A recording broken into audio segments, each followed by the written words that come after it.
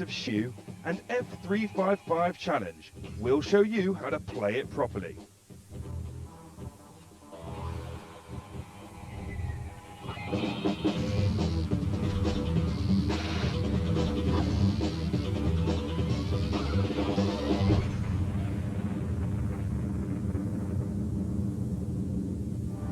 Also on the show, cool gadgets to enhance your gaming pleasure. And later on, if you're fed up of buying games, why not make them yourself? We show you how. I'm Matt Cuttle, you're watching Game Over, the all-format up-to-the-minute show about games. Set your video recorders, because it's incoming. Driver 2 is attempting to take pole position in the charts this Christmas with a massive marketing campaign. The game's already received rave reviews, and publishers Infogrames are sure it'll take the top spot, despite only being available for the PS1. For the first game, they got Huggy Bear involved and blocked 2 lanes of traffic in Oxford Street with a branded car. This time they've got 5 million big ones to spend and a TV ad due to crash onto the small screen late November. This rather plain-looking circuit board is the most advanced piece of gaming hardware ever devised. Entitled Naomi 2, consider it your Dreamcast's bigger brother. Okay, that's all a bit boring until you discover Sega's programming supremo, Yu Suzuki, is developing games for the hardware. And the debut title will be none other than Virtua Fighter X, the next in the new series of genre-defining 3D beat-em-ups. And as well as VFX, there are a whole slew of next-gen Sega coin-ops coming to an arcade soon. And that means Namco and Konami should be afraid. Very afraid. And we'll have an in-depth look at Naomi 2 on a future programme. Now, any game that's worth its salt probably started life as a good old chunky coin-op like this one. But where does this 3-minute pay-to-play frenzy end when owning an arcade version at home start? Well, I'm at Preview 2001, where they're putting machines like this on display. It's the 22nd year of Preview, one of the most influential exhibitions in the coin-op business. It's really just a meeting place to attract as many big cheeses from within the industry as possible. Here, distributors, manufacturers and operators of the best games and equipment exchange cards and spend serious amounts of cash. And someone who's not spending a lot of cash at the moment because he's sitting right here is David Lashley from GDC. How are you doing, David? Not too bad, yourself? Not bad at all. Now, there's loads of machines here. You've got beat 'em ups, you've got slot machines, that sort of thing. Sure. How's the industry looking at the moment? I think, in my opinion, not so good. There's not enough machines being released to satisfy consumer demand. There isn't a big enough variety, basically. Right, so there's a big demand, but people, the companies just can't handle the Well, demand? the companies are not willing to sacrifice cash in developing new types of games. They're bringing out the same old games year in, year out, basically. What's that like sequels, things like, whatever 2 and Tekken 10 and Really that sort of shooting thing? games, really fighting games, not enough variety. Right, so what would you do to like give a bit of variety to fly around and shoot stuff up? Now, is that like the next Afterburner, do you reckon? Possibly well could be. It's very playable, very exciting, graphics are excellent, and it's quite fun to play. And I think it'll do quite well in the market. How do you feel about people now at home? They've got almost arcade perfect games. How do you feel about ability for someone to play an arcade game almost arcade perfect at home? I think that's the main problem. I think the home market is taking business away from the arcade sector, and that's why the arcade sector has to develop new games, basically, to try and compete. If they can't do that, then they will be in the background of the home market, I think. So we've got loads of arcades going into the home. Are there any exceptions? Like you might get, I don't know, a home game going into the arcade? Yes, there is actually. There's Ridge Racer 5, which came out on the PS2 this year in Japan. Basically, it's been placed on the PS2 46 board, which is a slightly more advanced board than the original PlayStation 2 unit. Basically, I think Sony are trying to develop hardware that software developers can use to develop games for the arcade by porting games from the home into the arcade, basically. All sounds very exciting. Thanks for talking to us. My pleasure, thanks. Now, one smart chap who's brought his arcade skills to the home market is Game Over favourite Yu Suzuki. He's the godfather of Shenmue, the cinematic king of the crop of role-playing titles. Can you remember how much it cost? $70 million. $70 million. Yeah, $7 million. Yes, that's right, $70 million. It's been out in Japan for some time now, and now it's making its way over here with a new re-recorded English translation. There's details of that, and what's that other game? Oh yeah, Metal Gear Solid 2 in TBA. Take a games programmer, give him $70 million, over 100 members of staff, and half a decade development time. If the end result is anything like Yu Suzuki's epic Shenmue, then consider it time and money well spent. Shenmue is unlike anything you've ever seen before. The game universe features ridiculously detailed environments and equally breathtaking character design. The ambitious real-time RPG features a typically rugged hero by the name of Ryo. After witnessing his father's murder, he's out for revenge. Throughout his quest, he'll make friends, enemies, and fall in love. But don't worry, as you'd expect from the maker of the Virtua Fighter series, there's plenty of dynamic 3D combat too. After an agonisingly long wait, Shenmue will finally hit the UK in December. Over 100 foreign voice actors were flown over to Japan for the Western translation, so you can expect exemplary lip-synced English, fully backed up with subtitles. And since the game comes cross-consoles, check this out.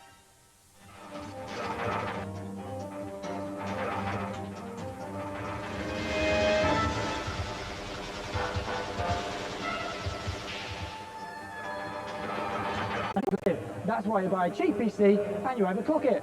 Trouble is, an overclocked PC gets hot, very hot. Now, you could use something cold like snow, but that's going to short circuit your computer. So what you have to use is one of these. This Cooler Master CPU fan sucks heat away from your processor at the speed of sound, literally. How? Well, it's crammed with big heat pipes and other cool tech. And you know that cool tech means a cool PC. And by the way, it's Pentium 4 compatible too. Games by their very nature are interactive. That means movie-like visuals, digital sound and physical force. That's right, games developers actually want you to feel that homing missile blowing you out of the sky. Now this is a sidewinded force feedback to your joystick. Now we're not talking about pathetic pager-like rumbles you get from a normal joypad. This machine here is packed with inertially driven motors made of solid steel, which basically means that the power is going directly to your gaming sweaty palms. But power is nothing without control, young Jedi. Feedback is game dependent, so a punch to the chest is going to feel very different to a shotgun blast, and that all makes for an immersive gaming experience. Finally on Game Over, it's add-on rant time. Now a couple of days ago this was sent into the Game Over office. Now this is the Mad Catz wrist rumbler. You strap this to your wrist and plug this end into your PlayStation. Then when you're playing a game it sort of rumbles like a DualShock pad rumbles anyway. We think if you strap it to other parts of your body it may get interesting, otherwise it's pointless. Right, with that done and dusted, it's back to the arcade show.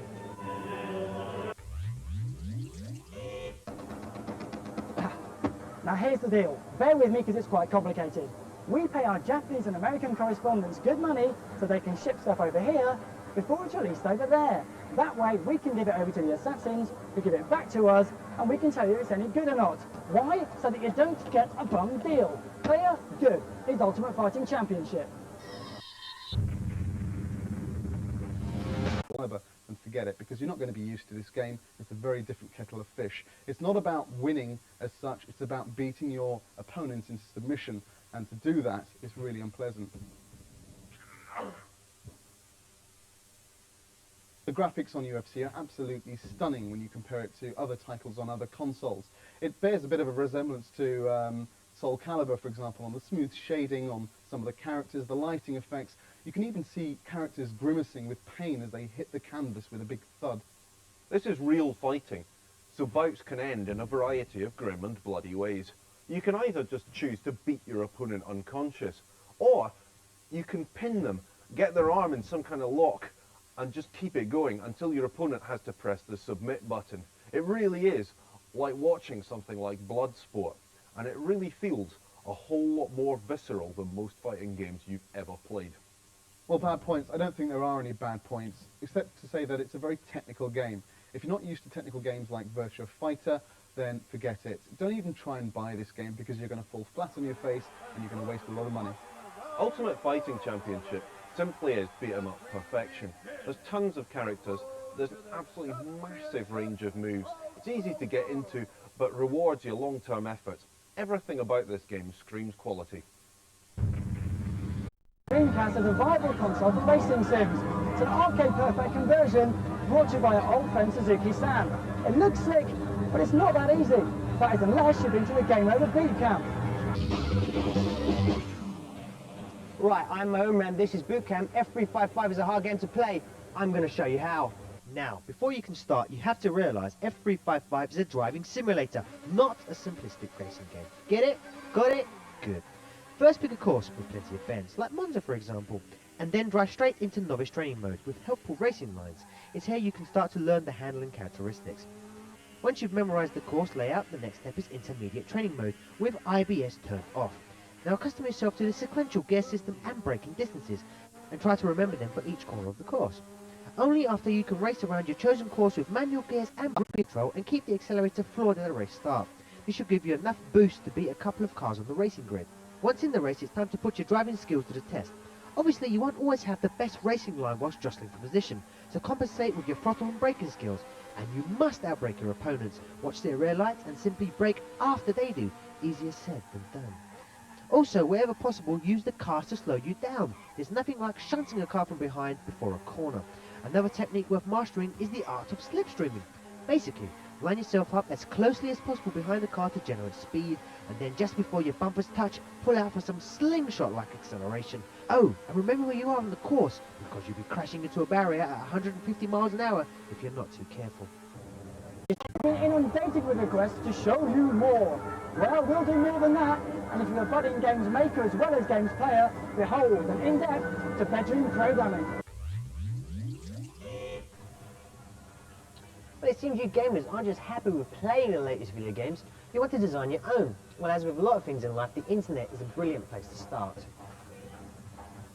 Now, we've been waxing lyrical about Blender, the free games developing download, for ages, but there are plenty of other worthy development programs on the net. Div Game Studio is an excellent package if you want to design 2D titles. Some knowledge in programming is needed, but there's a detailed menu, tons of source code, and demos to make life easier. With a little effort, you can generate visuals that are easily on par with anything seen in the 16-bit era, like SNES or Amiga titles. This means Killer Instinct-style beat-em-ups, speedball rip-offs, and sadly, cutesy platformers. Now, if 3D is more your thing, then Dark Basic is easily comparable to the better-known Blender. It essentially uses the basic programming language with the added bonus of full 3D DirectX support.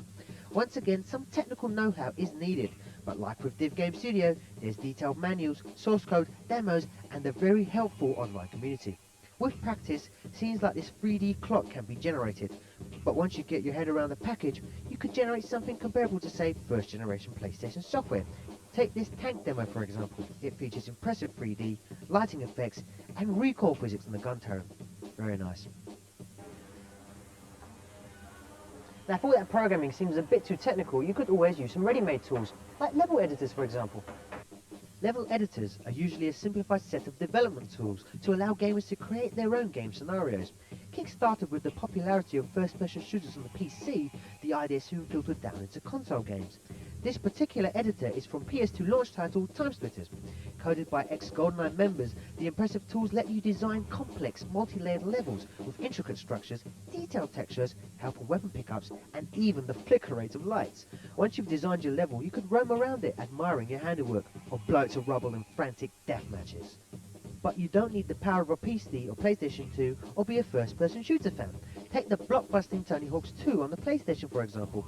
Once you tire of the in-game levels, you can design your own dream skate park or even your own personal skater. But the real innovation is always happening on the PC. Upcoming 3D RTS game Sacrifice from Shiny Entertainment promises to offer gamers even more. We talked to the game's producer Dave. No examples, no nothing. It took me at least about 3 months to even get the hang of doing something well simple. But Aaron got his head around the complexity and was soon developing his own games. He even crammed a 2D demo shoot-em-up onto a floppy disk and took it to the European Computer Trade Show. After the ECTS I realised There are loads of game charts around. Usually they're platform specific, are based on... It's Half-Life on the PC. You play unlikely hero Gordon Freeman, a scientist who has to save the day when a secret experiment goes a little pear-shaped and creatures from another dimension start to invade. And at number 1, it's probably the best game of all time, Metal Gear Solid.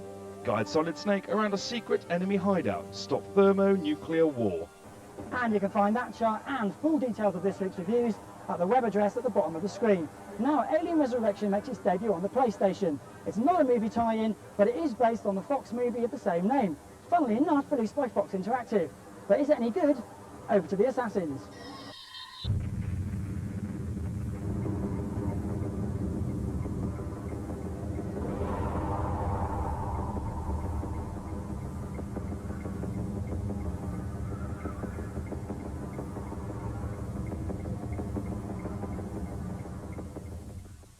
Finally, after a ridiculous amount of delay, Fox Interactive have done the right thing and released possibly the best first-person shooter on the PlayStation.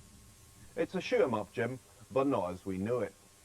Gone are the endless legions of enemies you face in something like Doom or Duke Nukem. In Alien Resurrection, violence doesn't come often, but when it does, it hits hard. And the rest of the time, you're wandering around this deserted hulk of a space station, listening for noises behind you, your finger constantly twitching on the trigger of your pulse rifle.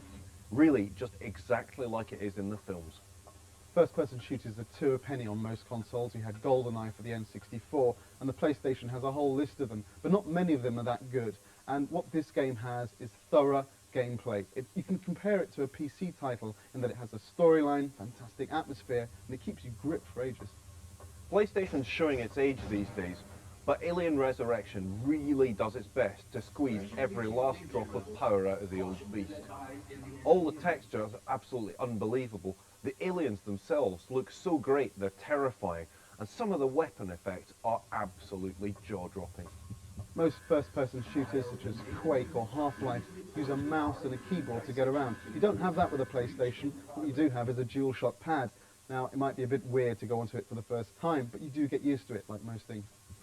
Alien Resurrection not only captures perfectly the spine-chilling tension and the fear of the films, it's also one of the best first-person shooters ever to appear on PlayStation.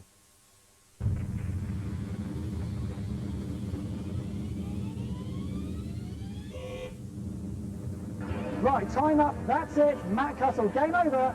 Run titles.